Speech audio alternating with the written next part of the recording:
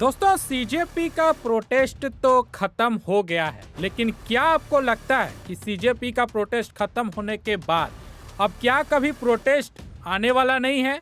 आप गलत सोच रहे हैं भाई साहब। सीजेपी का प्रोटेस्ट जहां खत्म हुआ, दूसरा प्रोटेस्ट शुरू हो गया है और सोशल मीडिया पे एक नया आंदोलन छिड़ गया है। सीजेपी के बाद सोशल मीडिया पे छा गया है रिजर्वेशन हटाओ आंदोलन, यानी वो रिजर्वेशन जहां पर एससी हो, एसटी हो, ओबीसी हो या फिर बाकी के जो कास्ट है जिनको रिजर्वेशन मिलता है, उसके ऊपर बहस छिड़ गया है।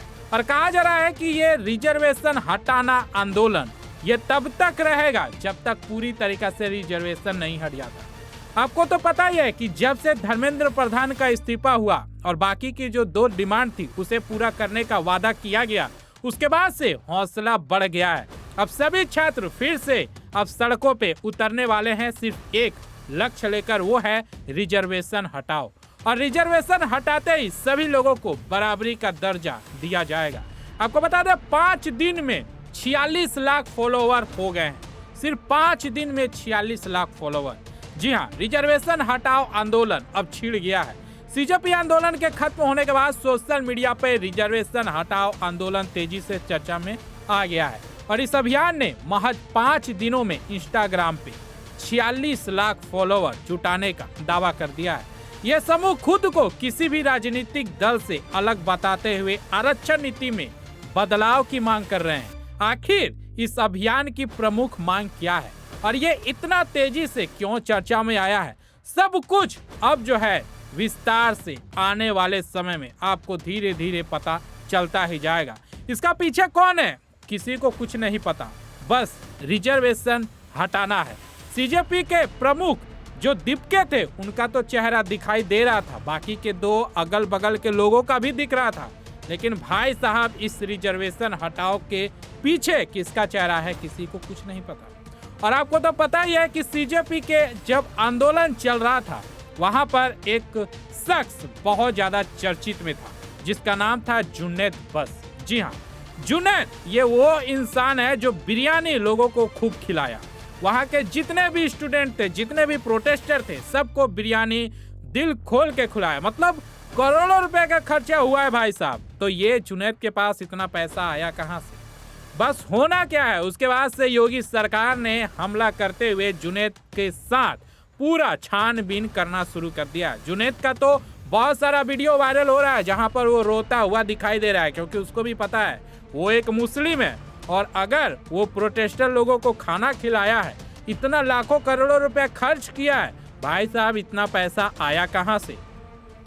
सबसे बड़ी बात तो आपको ये बता दें कि जहां पर ये जुनैद साहब जैसे ही ये सरकार के निगरानी में आ गए, इनके छापेमारी की जा रही है, पूछताछ की जा रही है, उसके बाद से चाहे वो कांग्रेस हो या फिर आम आदमी पार्टी के लोग हो, सभी लोग सराहना दे रहे हैं कि आप चिंता मत करो, आप लोग जो हैं निकल कर सामने आए हैं, हमारे साथ दिए हैं प्रोटेस्ट में, हम आपको कुछ भी नहीं होने देंगे।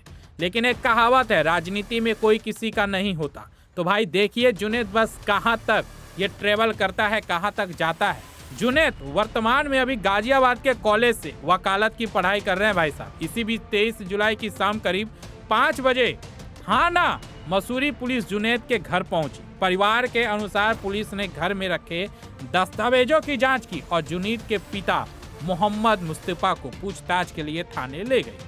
अब दिल्ली के जंतर मंतर पे हुए कॉकरोच जनता पार्टी द्वारा किया गया विरोध प्रदर्शन समाप्त हो चुका है, लेकिन इस आंदोलन में सेवादार के रूप में छात्रों को भोजन, पानी और अन्य आवश्यक सामग्री उपलब्ध कराने वाले गाजियाबाद के थाना मसूरी क्षेत्र के ग्राम नाहल निवासी 26 वर्षीय मोहम्मद जुनैद मालिक इन दिनों चर्चा के विषय में बने हुए हैं।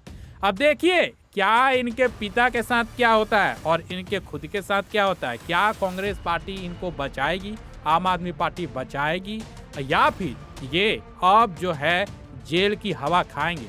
आपको क्या लगता है नीचे कमेंट करके जरूर बताइएगा।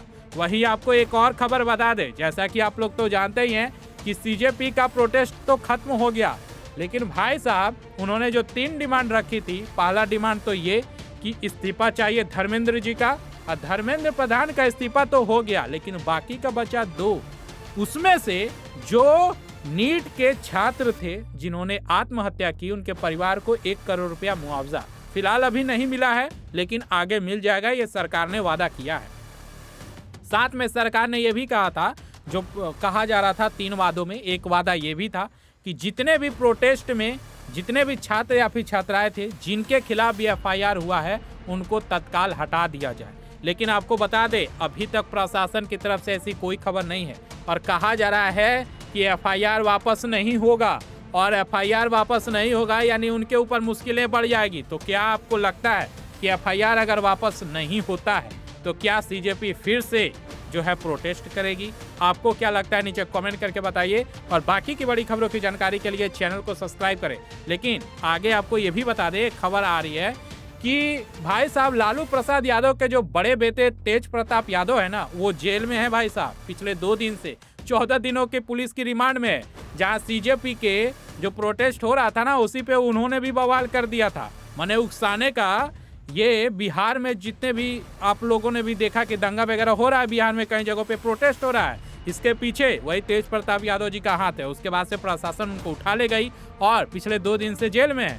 और हालांकि बेल के लिए अप्लाई किया गया है, देखिए बेल मिलता है क्या होता है, लेकिन 14 दिन के जो है हिरासत में है। और कहा यह जा रहा है कि इन्होंने जो है CJP को भड़काया है और बिहार में जो है फिर से प्रोटेस्ट वगैरह जहां जहां देखा जा रहा है वहां ये करवा रहे हैं। तो ये खबर है।